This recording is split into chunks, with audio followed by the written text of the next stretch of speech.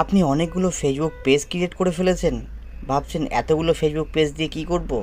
একটা Facebook page আমি delete করতে চাই, তো সেটা কিভাবে করবেন আজকে খুব সহজ পদ্ধতিতে আজকে এই ভিডিওর মাধ্যমে দেখাবো যে আপনার ওই ফেসবুক পেজটা যেটা আপনার কাজে লাগছে না সেটা কিভাবে চিরতরে ডিলিট করে ফেলবেন। খুবই সহজ পদ্ধতিতে আজকে এই ভিডিওর মাধ্যমে ডিটেলসে দেখাতে চলেছি।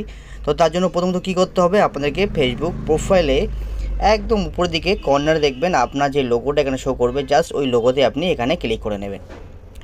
তো এই লোগোতে আপনারা ক্লিক করবেন। লোগোতে ক্লিক করে নেওয়ার পরে ঠিক এখান থেকে এমন আপনার শো করবে, আপনার নামটা শো করবে। নামটা শো করার পরে এবার কি করবেন, এখান থেকে আপনাদেরকে ক্লিক করতে হবে। এখানে ক্লিক করে নেওয়ার পরে যখনই ক্লিক করবেন তখন আপনার যতগুলো পেজ, প্রতিটা পেজ এখানে আপনার চলে আসবে। তো আপনি যে পেজটাকে ডিলিট করতে যাচ্ছেন সেই পেজটাকে প্রথমত সিলেক্ট করে নেবেন। তো আমার পেজ আমি যেটা ডিলিট করব সেটা এই পেজটা, এটাকে আমি সিলেক্ট করব। পেজটাকে যখনই সিলেক্ট করব অটোমেটিক্যালি আমি পেজের মধ্যে চলে গেলাম। পেজের মধ্যে যখনই চলে গেলাম এবার কি করতে হবে, ঠিক সেম প্রসেসে আপনাদেরকে আবারও এই লোগোতে ক্লিক করতে হবে। মানে আপনার এই লোগোতে যখনই ক্লিক করবেন, এই লোগোতে এবারে আমি ক্লিক করে নেব। লোগোতে ক্লিক করে নিলাম। লোগোতে ক্লিক করে নেওয়ার পর এইবারে কী করবেন, এখান থেকে এই জায়গাটা খুব গুরুত্বপূর্ণভাবে দেখবেন। স্ক্রিনটাকে জাস্ট স্ক্রল করবেন, এভাবে স্ক্রল করে নিচের দিকে চলে আসবেন। নিচের দিকে আসার পরে দেখুন এখানে আছে সেটিংস অ্যান্ড প্রাইভেসি, জাস্ট এখানে আপনারা ক্লিক করবেন। এখানে ক্লিক করে নেওয়ার পরে এখান থেকে আপনারা সেটিংয়ে চলে আসবেন। সেটিংয়ে চলে আসলাম। সেটিংয়ে চলে আসার পরে জাস্ট স্ক্রিনটা ঠিক এইভাবে একটুখানি উপরের দিকে তুলবেন।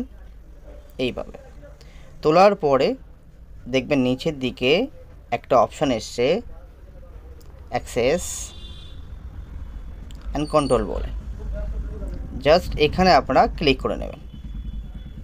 এখানে আমি ক্লিক করে নিলাম। ঠিক সেম এইভাবে ক্লিক করবেন। ক্লিক করার পরে এবার কি করবেন, দেখুন ক্লিক করে নেওয়ার পরে আপনারা এইখানে ক্লিক করবেন। এখান থেকে আপনারা ডিলিট পেজ করতে যাচ্ছেন, তো ডিলিট পেজে ক্লিক করে নেবেন। তো আমি সিলেক্ট করে নেবো এখান থেকে এটা আমরা সিলেক্ট করে নিলাম। সিলেক্ট করে নেওয়ার পরে এবারে নিচের দিকে এখানে আপনারা চলে আসবেন, কন্টিনিউতে ক্লিক করবেন। এখান থেকে আমি কন্টিনিউতে ক্লিক করে দিলাম। দেওয়ার পরে এখান থেকে ফেসবুক পেজটা রিজন চাইছে, যেখানে আপনি কী কারণের জন্য এটাকে আপনি ডিলিট করতে চাইছেন। তো আপনার যেটা রিজন আছে সেই রিজনটা এখান থেকে আপনারা চুজ করে নেবেন। তো আমার যেটা রিজন হচ্ছে যে আমি পেজটাকে ইউজ করতে চাচ্ছি না, তো এখান থেকে আমরা কি করব, এখান থেকে আমরা একটা রিজন চুজ করে নেব। তো আমি এই রিজনটা চুজ করে নেব। তো এখান থেকে আমরা সিলেক্ট করে নেব।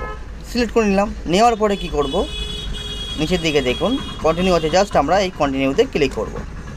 সেম পজে কন্টিনিউতে ক্লিক করে দিলাম। দেওয়ার পরে আবারও কন্টিনিউ এসছে নিচের দিকে, আবারও কন্টিনিউতে আমরা ক্লিক করব। ক্লিক করার পরে এইবার এখানে যেটা সাজেস্ট করছে সেটা হচ্ছে পাসওয়ার্ড।